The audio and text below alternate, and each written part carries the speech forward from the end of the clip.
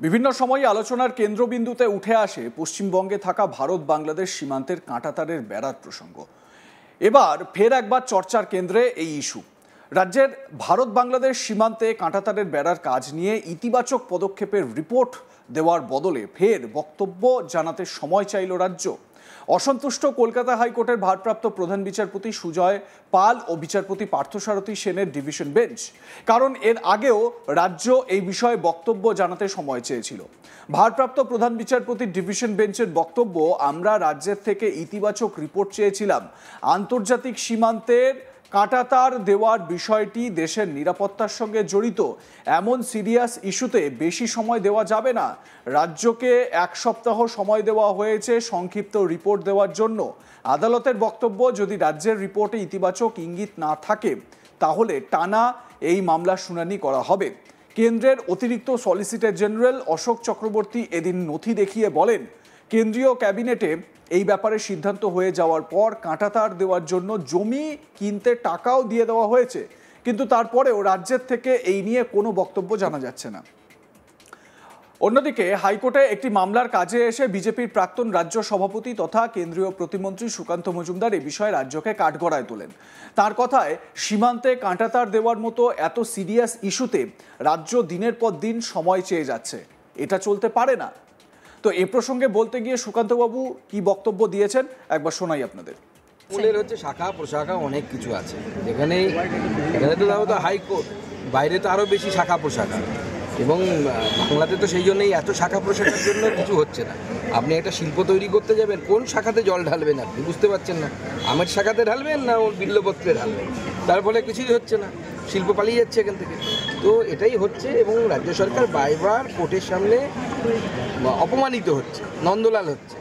আজকেও আপনাদের জ্ঞাতব্যের জন্য জানিয়ে রাখি যে ফেন্সিং দেওয়া নিয়ে আজকে মামলা উঠেছিল মহামান্য আদালতের কাছে, চিফ জাস্টিসের কাছে। সেই বেঞ্চে রাজ্য সরকার আবার যথারীতি টাইম চেয়েছে, এতদিন টাইম দেওয়ার পরেও। অথচ আজকে চিফ জাস্টিস বলে দিয়েছেন যে 7 দিনের বেশি সময় দিতে পারবো না, কারণ হোম মিনিস্ট্রি থেকে সমস্ত ডকুমেন্ট কোর্টে প্রডিউস করা হয়েছে। কেন্দ্র সরকার জমি অধিগ্রহণের জন্য অর্থাৎ বাংলাদেশের এই বর্ডারে বেড়া দেওয়ার জন্য সমস্ত টাকা রাজ্য সরকারকে দিয়ে দিয়েছে অনেক দিন আগে। এখন এই টাকা নিয়ে ওই টাকার উপরে কালসর্পের মতো বসে আছে হচ্ছে এই সরকার। কোর্ট রায় দিয়ে দিয়েছে, আমাদের আজকে অবজারভেশনে কোর্ট বলেছে, মহামান্য আদালত বলেছে যে 7 দিন টাইম দিয়েছি, 7 দিনের মধ্যে রাজ্য সরকারের তরফ থেকে যিনি এই মামলায় রাজ্য সরকারকে রিপ্রেজেন্ট করছিল তাকে 7 দিনের মধ্যে জবাব দিয়ে। এ বিষয়ে আমার সহকর্মী মানস নস্কর তার প্রতিবেদনে কি জানাচ্ছেন, আসুন শুনে নেওয়া যাক। ভারত বাংলাদেশ সীমান্তে বর্ডার ফেন্সিং এর কাজের বিষয়ে রাজ্যের মতামত জানতে চেয়েছিল কলকাতা হাইকোর্ট। আজকে সেই মতামত জানানোর নির্দেশ থাকলেও রাজ্যের পক্ষ থেকে ফের বক্তব্য জানানোর জন্য সময় চাওয়ায় ক্ষোভ প্রকাশ করলো কলকাতা হাইকোর্ট। কলকাতা হাইকোর্টের ভারপ্রাপ্ত প্রধান বিচারপতি সুজয় পালের ডিভিশন বেঞ্চ রাজ্যকে জানিয়েছে এই বিষয়ে তারা রাজ্যের কাছে তাদের কি বক্তব্য সেই সংক্রান্ত রিপোর্ট আজকে দেওয়ার নির্দেশ দিয়েছিল। রাজ্যের পক্ষ থেকে ফের সময় চাওয়া হচ্ছে, আর এই বিষয়ে সময় দেওয়া হবে না। 1 সপ্তাহ সময় দেওয়া হচ্ছে, তার মধ্যে রাজ্যকে তাদের বক্তব্য জানাতে হবে, না হলে পরবর্তীতে এই বিষয়ে বা এই মামলার বিস্তারিত শুনানি করবে কলকাতা হাইকোর্ট বলে ভারপ্রাপ্ত প্রধান বিচারপতি সুজয় পালের ডিভিশন বেঞ্চ জানিয়েছে। প্রসঙ্গত, ডক্টর সুব্রত সাহা নামে এক প্রাক্তন সেনা আধিকারিক, তিনি কলকাতা হাইকোর্টে মামলা দায়ের করে জানান যে এই রাজ্যে অর্থাৎ পশ্চিমবঙ্গে ভারত ও বাংলাদেশ সীমান্তের অনেকটা অংশ রয়েছে। 2000 কিলোমিটারের বেশি অংশ জুড়ে ভারত ও বাংলাদেশ সীমান্ত রয়েছে। সেখানে কয়েকশো কিলোমিটার জায়গায় এখনো বর্ডার ফেন্সিং অর্থাৎ বর্ডার এলাকায় কাঁটা তারের যে বেড়া দেওয়ার কাজ, সেই কাজ করা যাচ্ছে না। তার কারণ রাজ্য অসহযোগিতা করছে। জমি অধিগ্রহণ করার যে কাজের দায়িত্ব রাজ্যের রয়েছে, রাজ্য তাতে গড়িমসি করছে বা রাজ্যের গাফিলতি রয়েছে বলেই সেই কাজ করা যাচ্ছে না।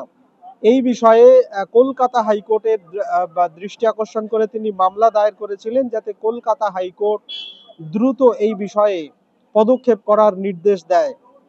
এরপরেই কলকাতা হাইকোর্টের ভারপ্রাপ্ত প্রধান বিচারপতির বেঞ্চ গত 13ই নভেম্বর রাজ্যকে নির্দেশ দিয়েছিল তাদের বক্তব্য জানাতে, কিন্তু আজকে রাজ্যের পক্ষ থেকে ফের এই বিষয়ে রিপোর্ট তৈরি হয়নি সম্পূর্ণ বলে জানানো হয় এবং বেশ কিছুদিন সময় চাওয়া হয়। ভারপ্রাপ্ত প্রধান বিচারপতি জানিয়েছেন 1 সপ্তাহ সময় দেওয়া হচ্ছে, তার মধ্যে পূর্ণাঙ্গ রাজ্যের যে বক্তব্য সেই বক্তব্য জানাতে হবে।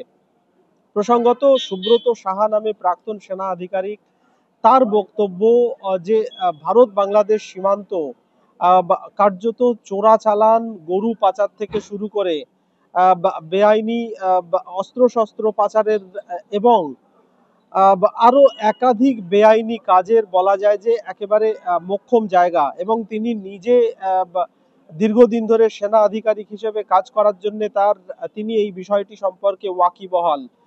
এবং শুধু চোরাচালানের নয়, দেশের যে সুরক্ষা, সেই সুরক্ষার ক্ষেত্রেও ভারত বাংলাদেশ সীমান্ত বলা যায় যে অন্যতম একটা থ্রেট। এবং সেই ক্ষেত্রে যেখানে এরকম একটা অত্যন্ত গুরুত্বপূর্ণ বিষয়, অত্যন্ত গুরুত্বপূর্ণ ইস্যু, সেই বিষয়ে কেন্দ্র সরকার, কেন্দ্রের পক্ষে অ্যাডিশনাল সলিসিটর জেনারেল তিনি জানিয়েছেন আদালতে যে ইতিমধ্যেই কেন্দ্রীয় ক্যাবিনেটের সিদ্ধান্তের পরিপ্রেক্ষিতে এই কাজের জন্য অর্থ বরাদ্দ করা হয়েছে, কিন্তু রাজ্য ইতিবাচক সাড়া না দেওয়ায় এই কাজ করা যাচ্ছে না।